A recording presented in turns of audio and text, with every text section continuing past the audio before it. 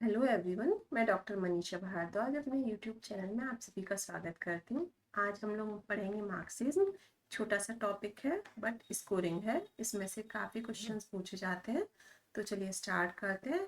Marxism, जैसे कि इसका नाम से ही स्पष्ट है, इसका जो नाम है कार्ल मार्क्स के नाम पर पड़ा है मार्क्सिज्म। उनके साथ मिलकर फ्रेडरिक एंजल्स और कार्ल मार्क्स ने ये फिलोसफी मतलब डेवलप की है। उनके थॉट्स जो हैं वो इसमें मतलब है। तो ये इसमें क्या है कि जैसे हम लोग कहते हैं कि एजुकेशन सिस्टम बैकबोन होती है किसी भी सोसाइटी की, लेकिन इनका मानना है कि किसी भी सोसाइटी की जो बैकबोन है वो वहाँ का इकोनॉमिक सिस्टम है। मतलब जैसी वहाँ की इकोनॉमिक सिस्टम होगा, जिस तरीके की इकोनॉमिक सोसाइटी होगी, उसी तरीके का वहाँ का एजुकेशन सिस्टम होगा। तो पहले इसका थोड़ा बैकग्राउंड समझ लेते हैं।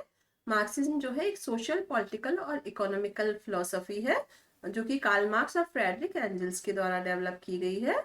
और बेसिकली क्लास स्ट्रगल के ऊपर मतलब बेस्ड है। इनके अकॉर्डिंग रिच पीपल और पुअर पीपल जो होते हैं, उनके बीच में जो संघर्ष होता है उसके ऊपर ये डिपेंड है। इनका मेन एम ये है कि उस संघर्ष को समाप्त करके जो उनके बीच डिफरेंसेस हैं, जो डिस्क्रिमिनेशन है, उसको हटा करके और एक सोशलिस्टिक मतलब साम्यवादी समाज की स्थापना की जाए। तो ये उसी पर फोकस करता है, फोकस ऑन इक्वलिटी। इनका जो एम है वो क्लासलेस सोसाइटी, मतलब ना कोई रिच हो ना कोई पुअर हो, जो जैसा काम करे उसे उसके अकॉर्डिंग जो वेजेस मिले। ठीक है। तो एम जो है वो क्लासलेस सोसाइटी डेवलप करना है। इनकी जो मेन बुक्स हैं वो है दास कैपिटल और द कम्युनिस्ट मैनिफेस्टो। और मार्क्सिज्म का बिलीव है कि economic conditions control education and society, जो कि हम लोग डिस्कस कर ही चुके हैं कि इकोनॉमी जो है वो एजुकेशन और सोसाइटी को कंट्रोल करती है, ना कि एजुकेशन सोसाइटी को। जिस तरीके की इकोनॉमिक कंडीशन होगी उसी तरीके की हमारी सोसाइटी होगी। अब हम ये देख लेते हैं फिलोसफिकल बेसिस। इनके दो तीन कंसेप्ट ऐसे हैं जो कि बहुत इंपॉर्टेंट है इसमें समझने के लिए। एक है डायलैक्टिकल मैटेरियलिज्म। डायलैक्टिकल सुन के आपके दिमाग में हीगल आ रहे होंगे शायद, क्योंकि उनका भी है डायलैक्टिकल आइडियलिज्म। मार्क्सिज्म जो थे वो हीगल से काफी ज्यादा प्रभावित थे। हीगल के अकॉर्डिंग तो आइडिया सब कुछ था, और उन्होंने उन्होंने कंसेप्ट दिया था थीसिस एंटीथीसिस का, कि पहले कोई चीज होती है, फिर उसकी एंटीथीसिस होती है, और उससे निकल के कुछ नई नई चीज डेवलप होती है। उस चीज को इन्होंने भी माना है, लेकिन उन्होंने इस चीज को नकार दिया है जो कार्ल मार्क्स है, कि आइडिया सब कुछ होता है। इनके अकॉर्डिंग मटेरियल सब कुछ है। मतलब इनका जो वो है वो डायलैक्टिकल मटेरियलिज्म है। जो हीगल का था वो डायलैक्टिकल आइडियलिज्म था, लेकिन इनका डायलैक्टिकल मटेरियलिज्म। उसमें कहा गया था कि आइडिया सब कुछ है, यहाँ पे मैटर सब कुछ है। तो ये इनका बहुत इंपॉर्टेंट कंसेप्ट है, ध्यान रखेंगे कि अगर पूछा जाए डायलैक्टिकल मटेरियलिज्म किससे रिलेटेड है, तो वो हमारा कार्ल मार्क्स से रिलेटेड है। इसमें reality is based on matter, मतलब मैटर के ऊपर बेस्ड होती है reality. Matter is more important then mind. जिस तरीके का मैटर होगा उसी तरीके की सोसाइटी होगी, और उसी तरीके की मतलब पूरा सब कुछ डेवलपमेंट होगा। इनके अकॉर्डिंग ये होता है कि कोई फिलोसफी का कोई मतलब नहीं है जब तक कि कोई इंसान भूखा है। पहले पेट भरा हुआ होगा इंसान का, तो फिलोसफी अपने आप डेवलप हो जाएगी। बिना मतलब भूखे पेट कोई फिलोसोफर नहीं बन सकता है।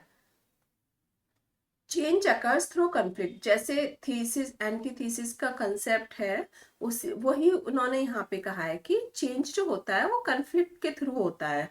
मतलब पहले कोई एक विचार आता है, फिर उससे किसी उसके अगेंस्ट में कोई एक विचार आता है, फिर उन दोनों से मिलके कुछ नया बनता है, फिर उसके अगेंस्ट में कुछ आता है। ये प्रोसेस चलती रहती है, और वही चेंज का कारण होता है जब जब कन्फ्लिक्ट उत्पन्न होता है विचारों में। It is not consciousness that determines life, but life determines consciousness. इनका कहना है कि जो कॉन्शियसनेस है वो लाइफ डिटरमाइन नहीं करती है, बल्कि लाइफ के द्वारा कॉन्शियसनेस हमारी डिटरमाइन होती है। दूसरा इनका जो कंसेप्ट है वो है हिस्टोरिकल मैटीरियलिज्म। इन्होंने ये बात कही है कि जो इकोनॉमिकल सिस्टम होता है किसी भी सोसाइटी का, वो ही शेप देता है सोसाइटी को। और वही मतलब उसी की वजह से जो हमारा समाज है वो डेवलप होता है। इन्होंने जो सोशल डेवलपमेंट है या जो सोसाइटी जो डेवलप करती है उसको 5 प्रकार कह सकते हैं, 5 फेजेस कह सकते हैं, तो या स्टेजेस कह सकते हैं, 5 स्टेजेस बताई है। तो एक सबसे पहली है इनकी प्रिमिटिव सोसाइटी, दूसरी है स्लेव सोसाइटी, तीसरी है फ्यूडल सोसाइटी, फोर्थ है कैपिटलिस्ट सोसाइटी, और फिफ्थ है सोशलिस्ट सोसाइटी। अब प्रिमिटिव सोसाइटी जो हमारी प्राचीन काल में हुआ करती थी कि मतलब कोई किसी का कोई लैंड नहीं होता था, ना तो कोई मतलब किसी भी चीज का ऑनर होता था, बस अपनी जरूरतों के हिसाब से इंसान खाना उगाना इस तरीके के काम करता था, किसी चीज पे किसी का कंट्रोल नहीं होता था, मतलब अपने ही उनके रूल्स वगैरह हुआ करते थे और अपना ही लैंड, अपनी ही सब कुछ, मतलब कोई किसी के उसमें हस्तक्षेप नहीं करता था और सब मिलके रहते थे। आदिम उसे कहा गया है आदिम साम्यवादी समाज। उसके बाद स्लेव सोसाइटी डेवलप हुई, उसमें क्या था कि कुछ लोग मतलब मालिक बन गए, कुछ लोगों को दास बना लिया गया, जहाँ पे दास प्रथा थी। तो दूसरी सोसाइटी वो आई। उसके बाद आई तीसरी फ्यूडल सोसाइटी यानी सामंतवादी, जिसमें जैसे हमारे यहाँ पे भी आप लोगों ने मूवी में देखा होगा बीच बीच में कि किसानों और जमींदारों के बीच में जो संघर्ष हुआ करते थे, तो मतलब वो फ्यूडल सोसाइटी थी कि एक जमींदार है, उसकी सारी जमीन है और उसके अंदर बहुत सारे लोग काम कर रहे हैं, तो क्या होता था कि उसके मतलब उसमें ही सारी पावर रहती थी जो जमींदार हुआ करता था, और जो कृषक है वो बेचारे ऐसे ही रह जाते थे। तो वो था सामंतवादी समाज या फ्यूडल सोसाइटी। फोर्थ इन्होंने कही कैपिटलिस्ट सोसाइटी, पूंजीवादी समाज। मतलब क्या हुआ फिर उसके बाद डेवलपमेंट हुआ, साइंटिफिक डेवलपमेंट हुआ, तो क्या डेवलपमेंट के फलस्वरूप डिफरेंट डिफरेंट क्या कह सकते हैं हम लोग, फैक्ट्रीज बनी और भी चीजें डेवलप हुई सब। तो उसमें क्या हुआ कि जो जॉब देने वाला है और जो जॉब करने वाला है, मतलब वर्कर और मालिक, वो चीज यहाँ पे कैपिटलिस्ट से मतलब है कि जो रिच पीपल है और वर्कर जो है उनके बीच की सोसाइटी, मतलब वो सोसाइटी जिसमें कि एक मालिक है और बाकी सारे उसके अंदर काम करने वाले लोग हैं, तो वो वर्कर हो गए। तो उनका ये है कि रिच और वर्कर जो है, जो ये जो डिवीजन है, इसी को हमें खत्म करना है, और उसे खत्म करके ही हम एक सोशलिस्ट सोसाइटी डेवलप कर सकते हैं, जो कि सबसे लास्ट होता है समाजवादी समाज। और उन दोनों में जब हम कन्फ्लिक्ट खत्म हो जाएगा, कोई संघर्ष नहीं रहेगा, जो जिस तरीके का काम करेगा उसको उसी तरीके से पैसे मिलेंगे, जो प्रॉफिट है वो भी सब में बराबर बराबर बटेगा। तो मतलब इसे इस तरीके की व्यवस्था को इन्होंने कहा सोशलिस्ट सोसाइटी। और इनका मानना था कि जो हिस्ट्री होती है वो इकोनॉमिक कंडीशन पे बेस्ड होती है, क्योंकि यहाँ पे आप देख सकते हैं कि जिस तरीके की कंडीशन इकोनॉमिक रही है उसी तरीके से इन्होंने सोसाइटी को डिवाइड किया है। नेक्स्ट है, इन्होंने 2 तरीके की क्लास बताई कि एक तो बर्गोसिस होते हैं जो कि जिन्हें रिच पीपल कहा गया, इसके लिए इन्होंने टर्म यूज किया बर्गियोसिस। ठीक है, टर्म याद रखेंगे कि बर्गियोसिस मतलब रिच और प्रोलिटरेट मतलब वर्कर्स, जो कि उसके अंदर काम करते हैं। किसी भी फैक्ट्री का मालिक एक तरीके से बर्गियोसिस हो गया और प्रोलेटरिएट में हो गए उसके वर्कर्स। अच्छा, इनका मानना ये है कि जो एजुकेशन भी होती है ना, वो इसी चीज पर डिपेंड करती है, किस तरीके का मतलब सोसाइटी है उसी पे एजुकेशन डिपेंड करेगी हमारी।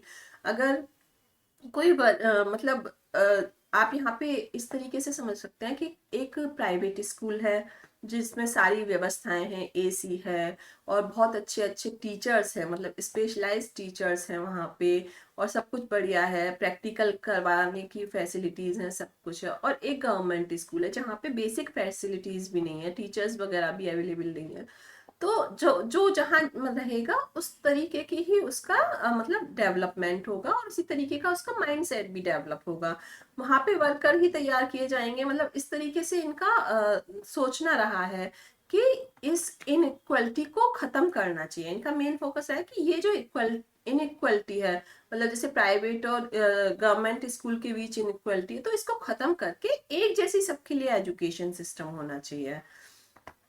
ठीक है। और इन्होंने एक कंसेप्ट दिया है सरप्लस वैल्यू का।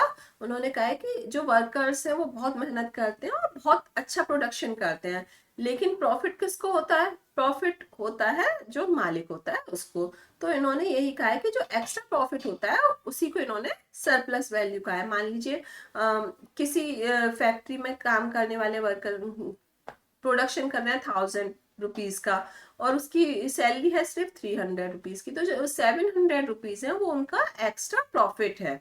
मतलब 300 का काम हो रहा है और 700 एक्स्ट्रा जा रहा है। तो उनका कहना यह है कि मतलब इतनी इनइक्वलिटी नहीं होनी चाहिए, प्रॉफिट में से भी उनको शेयर मिलना चाहिए। और इस प्रॉफिट को उन्होंने कहा है सरप्लस वैल्यू। तो अगर ये भी पूछा जाए सरप्लस वैल्यू किससे रिलेटेड है, तो हमारा हो जाएगा Karl Marx.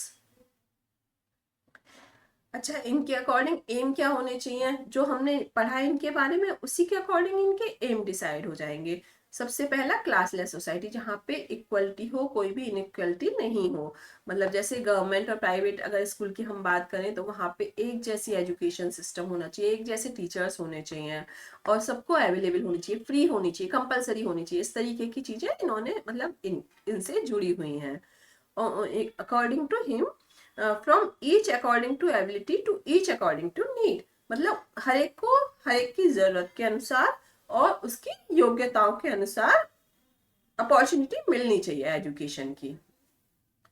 Develop socialistic society, और एक साम्यवादी समाज। सोशलिस्ट मतलब साम्यवादी, जहाँ पे कोई इनइक्वलिटी नहीं हो, क्लासलेस सोसाइटी डेवलप की जाए और सबको एक जैसी इक्वल एजुकेशन, इक्वल अपॉर्चुनिटी देनी चाहिए एजुकेशन के लिए।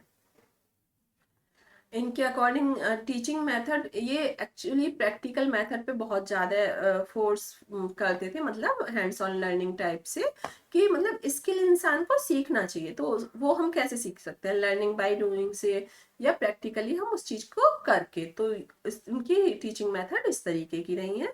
और टीचर को उन्होंने सोशल चेंज का एजेंट माना है। मतलब वो उनका काम ये नहीं है कि एजुकेशन देना, बल्कि एक समाज इस तरीके का निर्माण करना, या जो भावी स्टूडेंट है उनको इस तरीके से निर्मित करना कि वो इस गैप को खत्म कर सके और एक क्लासलेस सोसाइटी को बना सके। मतलब सोशल चेंज का एजेंट माना है उन्होंने टीचर को।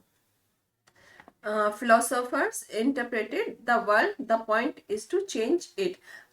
इनके अकॉर्डिंग फिलोसोफर जो है इस चीज पे फोकस करते हैं कि किस तरीके की एजुकेशन होनी चाहिए, किस तरीके का दुनिया होनी चाहिए, रादर देन चेंज के ऊपर फोकस करते हैं। जबकि टीचर जो है हमारा ये काम कर सकता है कि वो चेंज पर फोकस कर सकता है कि हमें किस तरीके का समाज डेवलप करना है, उसी तरीके की हम एजुकेशन दें।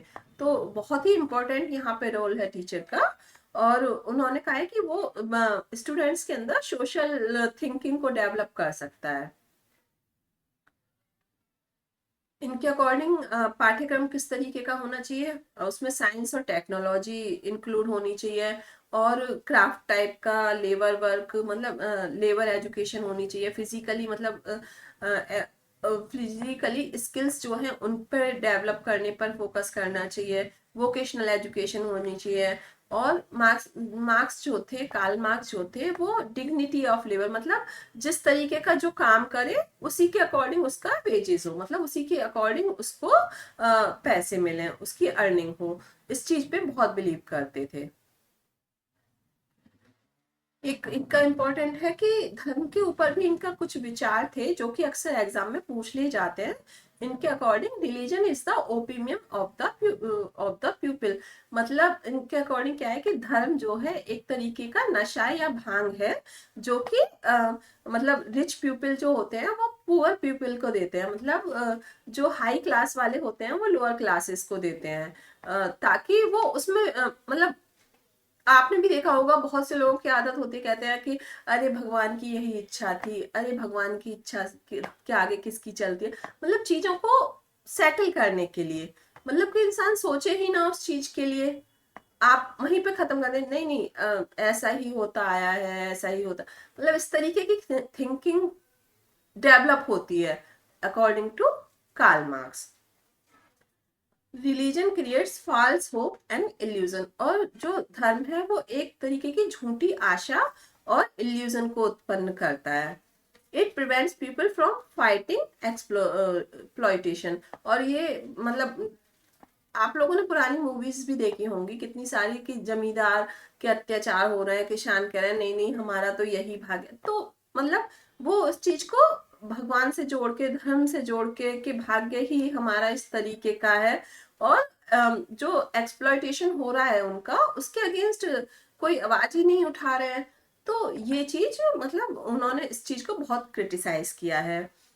रिलीजन सपोर्ट्स कैपिटलिस्ट सिस्टम, और उनके अकॉर्डिंग ये जो धर्म है, ये जो रिच क्लास है, कैपिटलिस्ट क्लास है, उसको सपोर्ट करता है। कुछ इंपॉर्टेंट फैक्ट हैं जो हमें ध्यान रखने हैं। सरप्लस वैल्यू का कंसेप्ट हमारा कार्ल मार्क्स ने दिया है। रिलीजन इज ओपिनियम, ये भी कार्ल मार्क्स ने कहा है। Marxism based on dialectical materialism के ऊपर बेस्ड है ये। इसका एम जो है रिमूव क्लास इनइक्वलिटीज, मतलब क्लासलेस सोसाइटी डेवलप करना है। और इनकी जो बुक बहुत इंपॉर्टेंट है वो है दास कैपिटल, तो ये हम थोड़ा ध्यान रखेंगे। और इन्होंने सोशल डिसिप्लिन के ऊपर फोकस किया है। और जो इनका क्रिटिसिज्म किया जाता है वो बेसिकली इसलिए किया जाता है कि इन्होंने इंडिविजुअल को बहुत कम मतलब पर बहुत कम ध्यान दिया है। इनका सारा फोकस सोसाइटी के ऊपर रहा है, और इंडिविजुअल डेवलपमेंट को इन्होंने इग्नोर किया है। इसमें मेनली यही है। कुछ हम इससे रिलेटेड क्वेश्चंस देख लेते हैं। Main M of Marxist education is, मार्क्सवादी शिक्षा का मुख्य उद्देश्य क्या है?